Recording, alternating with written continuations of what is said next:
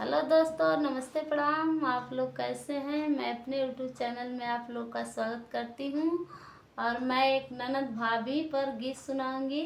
अच्छा लगे तो ज़रूर बताना और कमेंट में ज़रूर बताना मेरा गीत कैसा लगा। कजरी गीत है। ननदी भौजिया हो दुनु सामहुरिया, अरे दुनहुन का पियवा परदेस हो जमुना, बढ़िया आइल हो जमुना, बढ़िया आइल हो जमुना।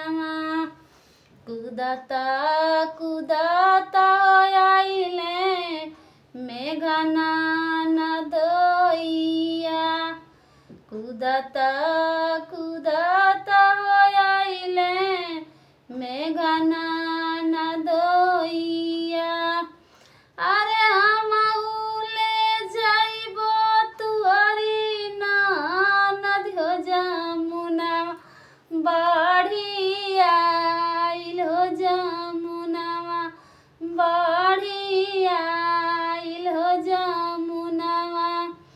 हम तो हसे पूछिला मेघना नदइया, हम तो हसे पूछिला मेघना नदइया, अरे के पहिले जइबा हमारी नदी हो जमुना, बढ़िया आइल हो जमुना, बढ़िया आइल हो जमुना। कुदता कुदता हो सरहज जइबो बाजारिया, कुदता कुदता हो सरहज जइबो बाजारिया, अरे ले आइबो डोलिया कहाँ आरा हो जमुना, बढ़िया आइल हो जमुना, बढ़िया आइल हो जमुना। हम तो हसे पूछिला मेघना नदइया, अरे काई खियाइबा हमारी नदी हो जमुना, बढ़िया आइल हो जमुना, बढ़िया आइल हो जमुना।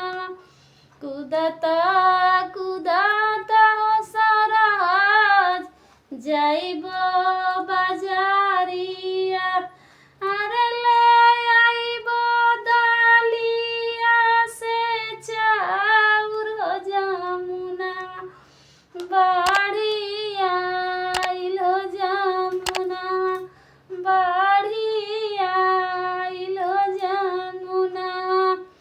हम तो से पूछिला मेघना नदइया, हम तो से पूछिला मेघना नदइया, अरे काई पहिराइबा हमारी नदी हो जमुना, बढ़िया आइल हो जमुना, बढ़िया आइल हो जमुना।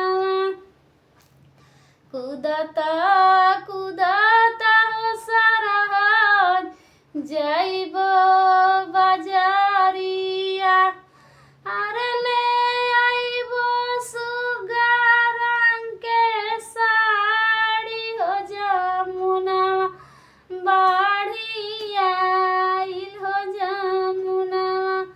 कुदता कुदता हो सरहज जइबो बाजारिया, अरे ले आइबो जीना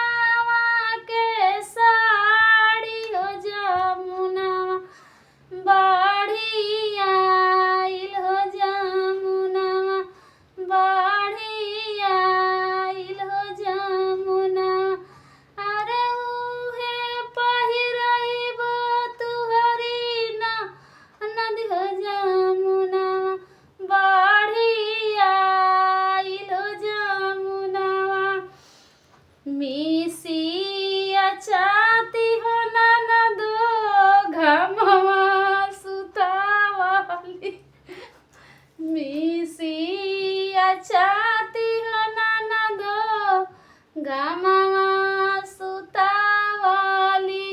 अरे ऊपर से चिलिया मेरा राइल हो मेघा के ले पाराइल हो मेघा के ले पाराइल हो मेघा के बाढ़ी आइल हो जमुना बाढ़ी आइल हो जमुना रोवेली ननदो लटी दूनी के सिया। रोवेली ननदो लटी दूनी के सिया। अरे ऐसन पुरुखवा कहवा पाइब हो जमुना बाढ़ी आइल हो जमुना बाढ़ी आइल हो जमुना। चुप हो खना ननदो जनी रोई मारहूँ। चुप हो खना ननदो जनी रोई मारहूँ। आवे देहु ननदो सावना भदहुआ। अरे ऐसन पुरुखवा फेरू खोजब हो जमुना बाढ़ी आइल हो जमुना। अरे ऐसन पुरुखवा फेरू खोजब हो जमुना बाढ़ी आइल हो जमुना। तो दोस्तों मेरा वीडियो कैसा लगा ज़रूर लाइक सब्सक्राइब ज़रूर करें। अच्छा लगे तो कमेंट में ज़रूर बताना दोस्तों। बहुत मेहनत से वीडियो बनाती हूँ।